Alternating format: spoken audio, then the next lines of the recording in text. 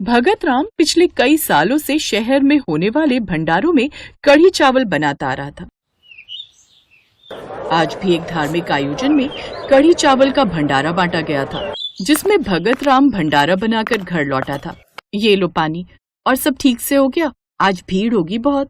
हाँ, भीड़ तो बहुत थी मंदिर में। काफी बड़ी अवस्था में भंडारे का आयोजन था, पर आज फिर रमेश भैया और मदन भैया अपने पूरे परिवार के साथ पहुंच गए थे। सुशीला भाभी और सरिता भाभी दोनों ने बर्तन भरवा लिए। बोले कि रात को रोटी नहीं बनानी पड़ेगी, वही काम आ जाएंगे। अरे तो उन्हें मना कर देते ना कि तुम तो वहाँ भंडारे का खाना बनाने गए हो। ऐसे थोड़ी उन्हें हमेशा बांटते रहोगे, जब देखो पहुंच जाते हैं। इन्हें भनक कैसे पड़ती है? अरे नजर रखते हैं, पता होता है कढ़ी चावल का भंडारा जहां बटेगा वहां मैं ही बनाने के लिए जाऊंगा। अब ये लोग सारे बर्तन लेकर भंडारा शुरू होने से पहले ही पहुंच जाते हैं और बोल देते हैं कि भर दे कढ़ी चावल। क्या बोलूं अब, सगे रिश्तेदार हैं, मना भी नहीं कर सकता। आज तो मंदिर के सारे सेवादार भी देख रहे थे कि मैं भंडारे के कढ़ी चावल इतने सारे भरकर किसे दे रहा हूं। अब सुनो, बर्तन तो एक तरफ भरवा लिए, दूसरी तरफ वहीं खाने के लिए बैठ गए। गुस्सा आ रहा था मुझे तो, रोज का तमाशा बनाया हुआ है। अरे मेरा काम है भंडारे में कढ़ी चावल बनाना, ये थोड़ी है कि मैं परिवार वालों को बांटता फिरूं। मैं अपने घर के लिए तो कभी लाता ही नहीं। सोचता हूं अच्छा नहीं लगेगा। कई बार भंडारे वाले बोलते हैं कि तुम घर के लिए ले जाओ, पर मैं मना कर देता हूं। पर ये लोग तो मुझे बहुत तंग करते हैं। अब क्या करें, तुम्हारे सगे भाई भाभी हैं, मैं भी कुछ नहीं बोल सकती। भगत राम बहुत परेशान हो चुका था। उसके अपने सगे रिश्तेदारों ने उसे बहुत तंग किया हुआ था। वो लोग इस चीज को नहीं समझते थे कि भगत राम तो थोड़े बहुत पैसे कमाने के लिए बेचारा भंडारों में कढ़ी चावल बनाने का काम करता है। अगर किसी दिन किसी ने कुछ कह दिया तो वो तो काम से चला जाएगा ना, उसे तो लोग बुलाना ही बंद कर देंगे। अरे भगत, ये मेरे साले भी आए हैं। मैंने इनसे कहा था कि अपने घर की ही बात है। मैंने बताया था इन्हें कि तुम भंडारों के कढ़ी चावल बनाते हो। अब इन लोगों का भी मन हुआ कि जब घर के लोग खाना बना रहे हैं तो खाना चाहिए। मैं सबको साथ ही ले आया हूँ। एक काम कर, तू हम सबके लिए कढ़ी चावल पत्तल में परोस दे। हैं, हम सब यहीं खा लेंगे बैठकर, गर्मा गर्म। देवर जी, मैं रोटी का टिफिन ले आई हूँ, आप इसमें भी भर देना। मैं भैया के हाथ अपने मायके भिजवा दूंगी। उस दिन तो हद ही हो गई। अब भगत राम ने सोच लिया था कि कुछ न कुछ तो करना पड़ेगा, नहीं तो उसके भाई भाभी की आदत बहुत ज्यादा बिगड़ जाएगी। अरे सरला, कल दोपहर की और रात की रोटी रहने दे। सुना है शहर के बहुत बड़े व्यापारी मोहन लाल जी मंदिर में कढ़ी चावल का भंडारा करवा रहे हैं। हाँ रमेश भैया, बहुत सुना है आपके भाई के बारे में कि वो भंडारे में कढ़ी चावल बहुत स्वाद बनाते हैं। अगर आप कहो तो हम भी आपके साथ चल लें क्या? हमने भी बहुत समय से भंडारे के कढ़ी चावल नहीं खाए। हाँ हाँ, क्यों नहीं।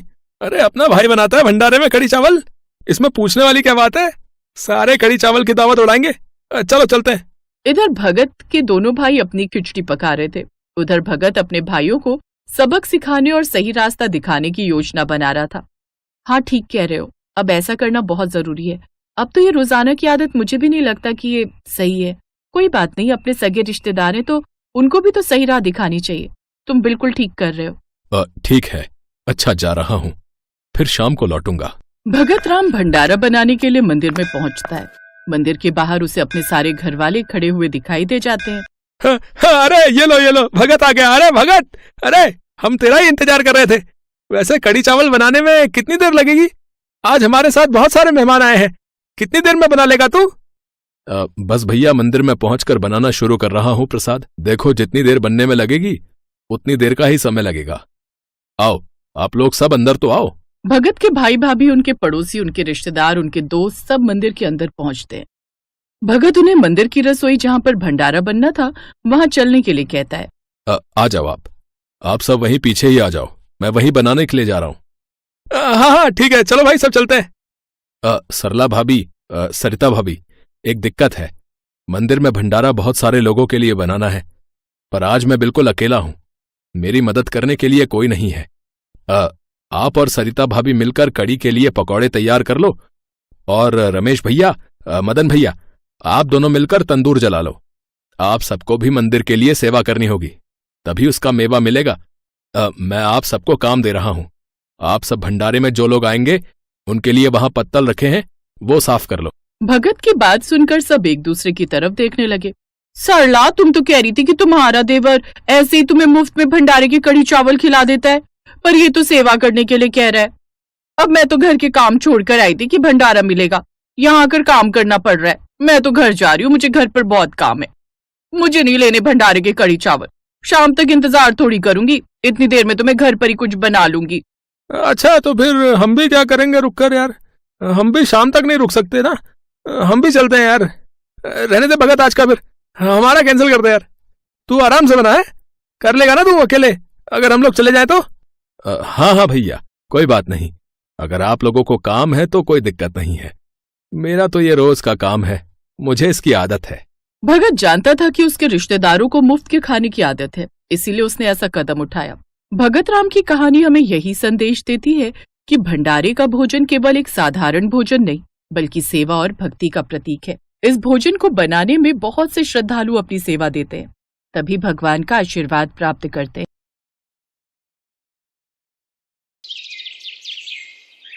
मंगरू हर रोज शेफाली की तारीफ करता था। मंगरू पूरा दिन काम करके थका हारा घर आता था और कहता था, शेफाली, खाने में आज क्या है? आज कढ़ी चावल बनाई हूँ जी। वाह, जल्दी खाना लगाओ, बहुत भूख लगी है। शेफाली के हाथों की कढ़ी चावल खाकर मंगरू पागल ही हो जाता था। वाह शेफाली वाह, तुम्हारे हाथों में तो जादू है, दुनिया का बेस्ट कढ़ी चावल बनाती हो तुम। आप भी ना कुछ भी बोलते हो। सच बोल रहा हूँ, मैं तो सोच रहा हूँ कि ये सब मजदूरी में कुछ नहीं रखा है, ये सब छोड़ मैं खाना डिलीवरी का काम शुरू करूंगा। अच्छा, और खाना कौन बनाएगा? क्यों, तुम बनाओगी ना मस्त कढ़ी चावल? कढ़ी चावल बेचकर ही हम करोड़पति बन जाएंगे। करोड़पति? जेब में फूटी कौड़ी नहीं है और करोड़पति बनने का सपना देख रहे हो? गरीबों के लिए सपने से बड़ा और है ही क्या। एक दिन आराम की जिंदगी गुजारने का सपना देखते देखते गरीब लोग पूरी जिंदगी गुजार देते हैं और भेड़ बकरियों की तरह मर जाते हैं। लेकिन उनमें से कुछ लोग गरीबी से बाहर निकल पाते हैं। मंगरू को भी गरीबी से बाहर निकलना था, अपनी बीवी बच्चों को अच्छी जिंदगी देनी थी। वो सपना देखता रह गया। कुछ साल गुजर गए और मंगरू के 2 बच्चे हो गए, 1-2 साल की बेटी और एक नवजात बेटा। मंगरू मजदूरी छोड़ नहीं पाया और एक दिन काम करते करते ही ऊंचाई से गिरने की वजह से उसकी मौत हो गई। नहीं, ये क्या हुआ? हे भगवान, क्या हुआ ये? हमें छोड़कर वो क्यों चले गए? क्यों? जिस कंपनी के लिए मंगरू काम करता था, उसका मालिक मदन लाल बहुत घटिया आदमी था। उसने सोचा, ये मंगरू की बीवी ने हम पर केस कर दिया तो हमें बहुत सारा पैसा देना होगा, उससे अच्छा है कि मंगरू और उसकी बीवी पर केस कर देता हूं। मदन लाल ने मरे हुए मंगरू पर झूठा आरोप लगाया और 2 दिन में शेफाली के पास पुलिस आ गई। शेफाली की बेटी मुन्नी पुलिस देखकर डर गई। माँ, पुलिस आई है, पुलिस आई है। पुलिस? क्या बात है साहब? पुलिस के साथ मदन लाल भी आया था। उसने कहा, तेरे पति ने फैक्ट्री से 10 लाख की चोरी की थी, मैंने उसे पकड़ लिया तो भागने लगा और तभी वो गिर पड़ा। नहीं, मेरा पति चोर नहीं हो सकता। नहीं साहब, कुछ गलती हो रही है, मेरा पति चोर नहीं था। चुपचाप सुन, 1 साल के अंदर 10 लाख नहीं दिया तो मैं तेरा घर ले लूंगा, तब दोनों बच्चों को लेकर भीख मांगते रहना रस्तों पर। धमकी देकर मदन लाल चला गया। 2 दिन पहले शेफाली विधवा हुई थी, अब उसके सर पर 10 लाख का कर्जा आ गया। शेफाली को कुछ समझ नहीं आ रहा था। क्या करूं? दोनों बच्चों को पेट भर खिलाने पिलाने की हैसियत नहीं है मेरी, ऊपर से ये कर्जा कैसे चुकाऊं? 10 लाख का कर्जा। शाम को शेफाली के घर रघु नाम का एक आदमी आया। रघु मंगरू के साथ मदन लाल की उसी फैक्ट्री में काम करता था। उसने शेफाली से कहा, भाभी, मंगरू और हम अच्छे दोस्त थे, मंगरू ने चोरी नहीं की। लेकिन मालिक तो पुलिस लेकर यहाँ आ गए, अब मुझे पैसा चुकाना ही होगा। मालिक बहुत लालची और बेईमान है, मुझे पता है एक्सीडेंट कैसे हुआ था। मालिक की ही गलती की वजह से मंगरू भाई का देहांत हो गया। क्या ये बात तुम कोर्ट में बोल सकते हो? कैसे बोलूं भाभी, मालिक मुझे भी जान से मार देंगे, अपनी बीवी बच्चों को खिलाऊंगा क्या? रघु चला गया। शेफाली के पास कोई चारा नहीं था। वो 2-3 घरों में बर्तन मांजने का काम करने लगी और घर चलाने लगी। 1 महीने बाद एक दिन उसकी बेटी ने उससे कहा, माँ, कढ़ी चावल बनाओ ना, बहुत दिन हो गए कढ़ी चावल खाए हुए। ठीक है बेटी, बनाती हूँ। शेफाली कढ़ी चावल बनाने लगी। पूरा घर खुशबू से भर गया। उसी वक्त थाने से एक पुलिस ऑफिसर आया। उसका नाम मनोज था। शेफाली आपका नाम है ना? हाँ, मैं ही शेफाली हूँ। क्या बात है? मैं आपको याद दिलाने आया हूँ 10 लाख 1 साल के अंदर देने। 1 महीना गुजर चुका है। याद है साहब, लेकिन मैं भी गरीब हूँ। मेरा पति मर गया है, मैं क्या करूँ? ये कहते हुए शेफाली की आंखें भीग गईं। वो देखकर मनोज का दिल भी नरम हुआ। मनोज को भी पता था कि मदन लाल पैसों के लिए झूठ बोल रहा है, लेकिन वो भी कुछ नहीं कर सकता था। उसने कहा, अरे ठीक है, कोई बात नहीं, चुप हो जाइए। मैं तो बस अपना काम करने आया था। ठीक है साहब, आए हैं तो कुछ खाकर जाइए। खा के? हाँ, भूख तो लगी है। और आपकी रसोई से बहुत अच्छी खुशबू भी आ रही है। क्या बन रहा है? कढ़ी चावल। माँ कढ़ी चावल बना रही है। माँ दुनिया का बेस्ट कढ़ी चावल बनाती है। एक बार खाओगे तो पूरी जिंदगी याद रखोगे। अच्छा, ऐसी बात है क्या? तो फिर टेस्ट कराइए शेफाली जी। शेफाली ने मनोज को कढ़ी चावल दिया। वो चखकर मनोज के होश उड़ गए। अरे वाह, ये तो सच में दुनिया का बेस्ट कढ़ी चावल है। इतना स्वादिष्ट कढ़ी चावल मैंने कभी नहीं खाया। क्यों? कहा था ना। शेफाली जी, आप हमारे पुलिस स्टेशन में खाना डिलीवरी क्यों नहीं करती?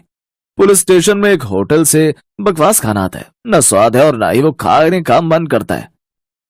खाना डिलीवरी? हाँ मतलब। ये सुनकर शेफाली को मंगरू की बातें याद आई। सच बोल रहा हूँ, मैं तो सोच रहा हूँ कि ये सब मजदूरी में कुछ नहीं रखा है। ये सब छोड़ मैं खाना डिलीवरी का काम शुरू करूंगा। अच्छा, और खाना कौन बनाएगा? क्यों, तुम बनाओगी ना मस्त कढ़ी चावल। कढ़ी चावल बेचकर ही हम करोड़पति बन जाएंगे। ये सोचते हुए शेफाली की आंखों में आंसू आ गए। उसने कहा, मैं कढ़ी चावल की डिलीवरी तो कर सकती हूँ, लेकिन मेरे पास बनाने के लिए पैसे नहीं हैं। ठीक है, मैं देता हूँ पैसे, ये लीजिए। मनोज पैसे देकर चला गया। उसी दिन शेफाली ने पुलिस स्टेशन में कढ़ी चावल भिजवाया। वो खाकर सारे पुलिस ऑफिसर्स का मन भर गया। वो कहते हैं ना, इंसानों के दिल का रास्ता पेट से होकर जाता है। धीरे धीरे शेफाली का कढ़ी चावल खाते खाते सारे पुलिस ऑफिसर उसके फैन बन गए। शेफाली को और भी जगहों से ऑर्डर मिलने लगे। ऐसे ही धीरे धीरे शेफाली का व्यापार बढ़ने लगा। लेकिन उधर मदन लाल गुस्सा हो गया और एक दिन पुलिस स्टेशन आकर उसने सभी ऑफिसरों को बहुत झाड़ा। तुम सब निकम्मे हो, एक औरत से 10 लाख नहीं वसूल सकते, लानत है तुम पर। मदन लाल की बातें किसी को हजम नहीं हुई और ऊपर से शेफाली ने सबका दिल जीत लिया था। सभी को पता था कि मदन लाल झूठ बोलकर पैसा हड़पना चाहता है। इसीलिए सभी ने मिलकर एक प्लान बनाया। मनोज ने शेफाली को थाने बुलाया और उससे मदन लाल के खिलाफ कोर्ट में सच बोलने के लिए कहा। मैं तो सच बोल दूंगी, लेकिन सबूत नहीं है। मैं ऐसे एक आदमी को जानती हूँ जो मदन लाल के खिलाफ कोर्ट में बोल सकता है, लेकिन वो डरा हुआ है।